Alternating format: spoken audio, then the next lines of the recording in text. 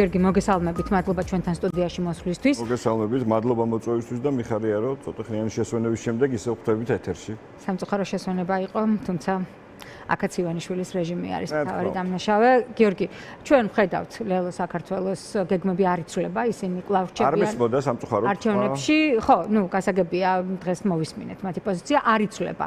ისინი ბევრი მიზეზების მიუხედავად მაინც რჩებიან არჩევნებში, მაგრამ ასევე აპირებენ შეუერთდნენ 4 ოქტომბრის აქციას, იმედი მაქვს ხვალინდელ აქციასაც. როგორ გონიათ, მაინც რა არის ივანიშვილის რეჟიმის დამარცხების მთავარი ბერკეტი და არის თუ არა რეჟიმი და ივანიშვილის ხელისუფლება აგონიაში, თუ ჩავთვლით რომ არა მხოლოდ ოპოზიციის ლიდერებს, არამედ თავიანთ რიგებიდანაც უკვე დაიწყეს დაჭერები და ახალი ვერსიების შეთხზვას ცდილობს ტრუსკავეცის მეცახელით ცნობილი მამუკა მდინარად. კი პასუხებთ მანამდე 2 სიტყვით ამ ეგრეთ წოდებულ არჩევნებს გამოვეხმაურები, მე მიმაჩნია რომ ლეოს კახარიას ეს გადაწყვეტილება მინიმუმ ღრმა შეცდომა არის და ეს არ არის სწორი საქციელი, ეს არ არის გზა. თაზუათნიშვილი ლელოდან არის, მაგრამ კახარიას მათთან ერთად. ხო, კი ბატონო, ეს არ არის ის გზა, რომელიც ემსახურება ივანიშვილის რეჟიმის დემონტაჟს. კიდევ ერთხელ ვიმეორებ, იმიტომ რომ ამარჩევნების შედეგები, როცა წინასწარ უკვე ცნობილია და ყველაფერი კარგად ვიცით, როგორც დასრულდება, აქ მონაწილეობა შეცდომა არის, თბილად ვამბობ ისე, მხოლოდ იმიტომაც თუნდაც, რომ ეს ყველაფერი ივანიშვილისთვის ემსახურება რაღაც სიტუაციის ნორმალიზაციას. თუმცა კონსტრუქციულ დიალოგს ხელისუფლება არც მათთან აპირებს არჩევნებში შეტყევის მიუხედავად, იმიტომ რომ ისინი რადიკალებად იცით მოიხსენიებენ ყველას, ვისთანაც არ თანამშრომლობენ. ოპოზიციონერებიდან მხოლოდ იაგო გირჩი მახსენდება ასეთი ნორმალიზაციის საშუალება არ უნდა მიცეთ ბიძინა ივანიშვილს რეალურად და ამ ეგრეთ წოდებულ არჩევნებში რაღაცა ფორმით მაინც მონაწილეობა ჩემი აზრით ამის საშუალებას ბიძინა ივანიშვილს თითქოს აძლევს და მაშინ რგოლად გადაგდებული ამბავი მგონია მე. რა მოცემულობა გვაქვს ჩვენ დღეს? ხო, საბოლოო ჯამში რაზე დგას ნებისმიერი ხელისუფლება? მას ჭირდება ლეგიტიმაცია და მას ეს ლეგიტიმაცია არ აქვს. მას ჭირდება რა ვიცი, საერთაშორისო ლეგიტიმაცია ასევე და მას არც საერთაშორისო ლეგიტიმაცია არ აქვს. ამისი რა ვიცი, უამრავი ამბავი ხო, ხელს არავინ ართმევს.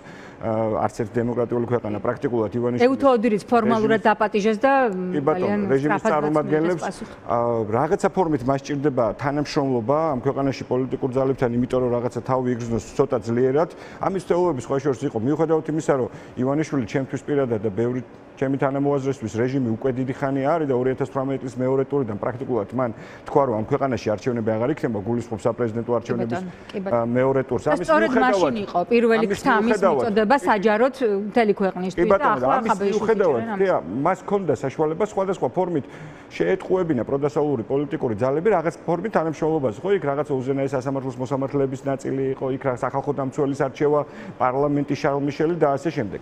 არა და გამარჯვების გზა გადის პირიქით ყველაფრის კეთებაზე. არ შეთანხმება თვითონ დახიეს. რა თქმა უნდა, არ თანამშრომლობაზე გადის პირველ რიგში, ბუნებრივია წარმატება, არ გარიგებასთან და ბოლომდე ბრძოლასთან მათთან. ხო, სხვანაირად აბა წარმატება რეჟიმების წინააღმდეგ არ მიიღწევა.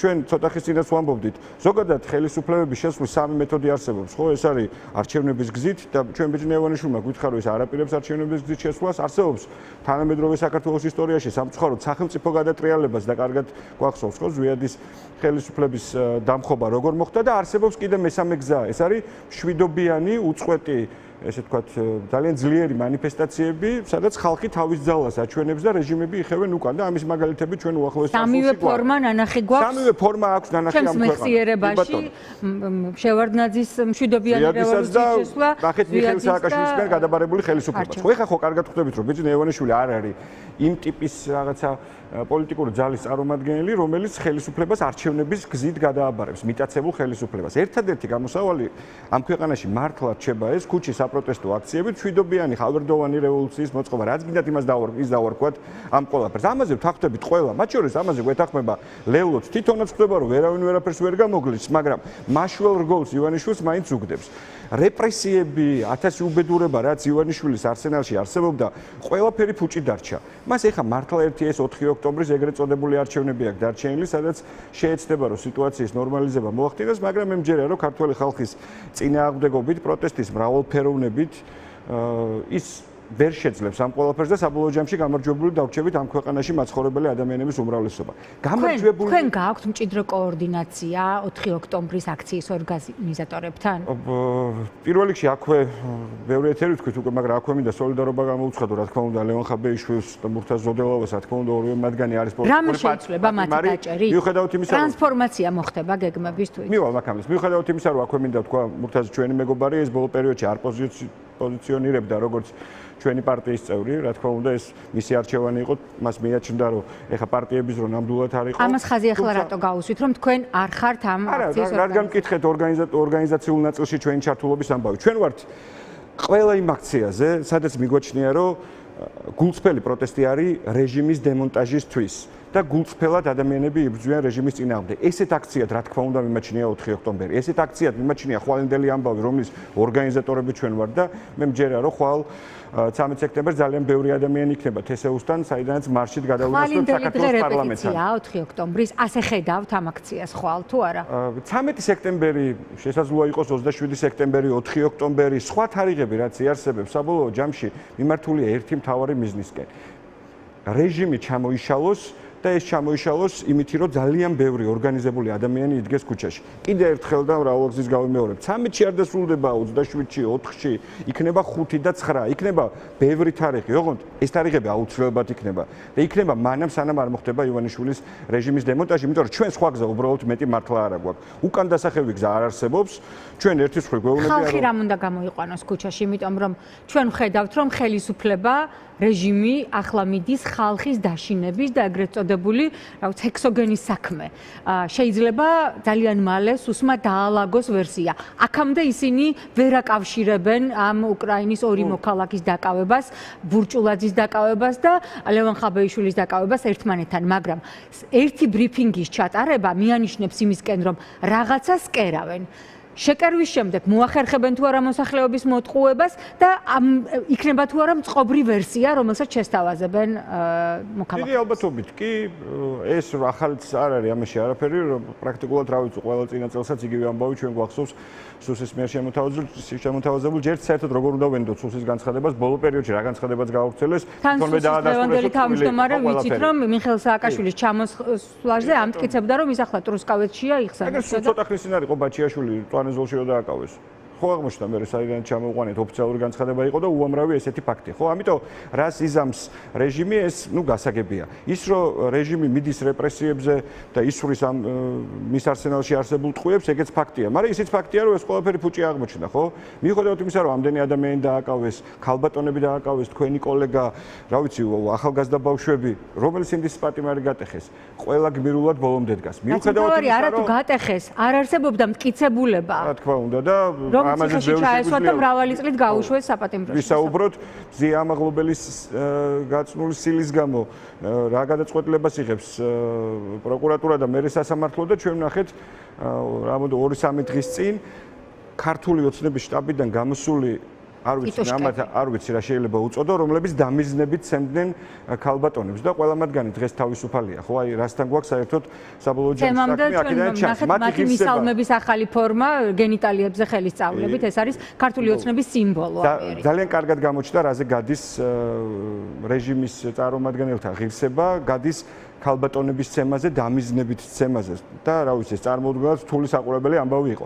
მოკეთ, ამ და ყველაფერი სხვა იმ უბედურების გამო, რასაც ივანიშვილის რეჟიმმა ჩვენ სანაბდეთ ივანიშვილის რეჟიმმა მიგვიყვანა, წარმოუდგენელია, მან შეძლოს ქართველი ხალხის გაჩერება და ავტოკრატიასა და იმ ჭაობში ყოფნაზე დაითანხმოს ქართველი ხალხი, სიჩუმის ანაცვლოდ და უარი ათქვენოს იმ დიდ შეაძლებლობებზე, რომელიც ეხლა გვეხსნება.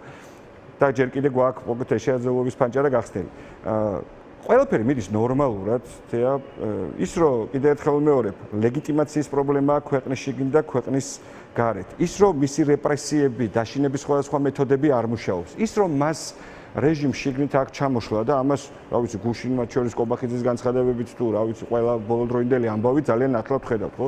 თავდაცვის მინისტრი დაიჭირეს და დიდი შანსია მათი ყოფილი პრემიერიც და უშიშროებისა თუ შინაგან საქმეთა რაღაცა ორგანოს ხელმძღვანელებიც ამ ყველაფერს მიაყოლონ. ეს ხო ნიშნავს იმას, რომ ჩვენ რაღაცა მართლა ბოლოსთან ძალიან ახლოს ვართ, როცა სრულად მოხდება რეჟიმის ჩამოშლა, ბიძინა დაკარგავს ძალაუფლებას და მივაღწევთ ახალ სამართლიან არჩევნებს. როცა ვამბობთ, რომ ხალხი ამას შეძლებს, ხო, მართლა ამას გულისხმობთ. რეჟიმის ჩამოშლა, როცა კონკრეტული ადამიანები, ეს იქნება პოლიციელი, მოსამართლე, პროკურორი თუ ნებისმიერი სხვა არასრულებს უკანონო დავალებას. ის ამის გამო ან ტოვებს თანამდებობას და მილის, ან არ ტოვებს ოღონდ არასრულებს უკანონო დავალებას და მე მჯერა ხალხის სიმრავლე ჩვენ აქამდე აუცილებლად ძალიან მალე მიგვიყვანს. ოღონდ გჭირდება წყობრი და თანმიმდევრული ნაბიჯები. თვითონ რა მოლოდინი გაქვთ? დაუმძიმებენ ლევან ხაბეიშვილს ბრალს თუ დარჩება ის გაურკვეველი ვერსია, რომელიც სუსის ბრიფინგზე იყოს? დღევანდელი სუსის ბრიფინგიც მათ შორის რაღაცა სუსის ვებგვერდების თუ რა ვიცი როგორც ქვია მოკეთ ამას და მათ მიერ გავრცელებული ინფორმაციების პროპაგანდისტების ახალი ვერსია. ხო, ახალი პროპაგანდა თითქოს რაღაცა ცხადყოფს იმას, რომ აქ კიდე რაღაცა სხვა თამაშსაც შემოგთავაზებს ივანიშვილი, მაგრამ რატო არის ეს გასაკვირი? უკვე ციხეში მყოფი, არ ვიცი, ის მელია იქნება გვარამია თუ სხვა ადამიანისთვის ბრალის დამძიმება საერთოდ არ არის გამორიცხული, საქმეებით აროზე უდევს ბიძინა ივანიშვილს. ამ ხალხს ციხეში იმდენხანს დატოვებს, ამდენხანსაც ის გადაწყვიტავს, რომ რეჟიმისთვის იქნება უკეთესი. ამ ნაწილში ყველაფერი გასაგებია. ერთ წინადება დავამთავრებ. ეხლა ყველაზე მნიშვნელოვანი და მთავარი არის რავშვებით ჩვენ, ქართველი ხალხი, ამ ქვეყნის მოსახლეობის უმრავლესობა, რომელიც ყოველდღიურ რეჟიმში ეტყობა უკვე, რომ უფრო მეტად და მეტად ორგანიზდება და აუცილებლად საბოლოო ჯამში მიაღწევს იმ წარმატებას, რასაც ქვია რეჟიმის ჩამოშლა და სამართლიანი არჩევნები ამ ქვეყანაში. დიდი მადლობა.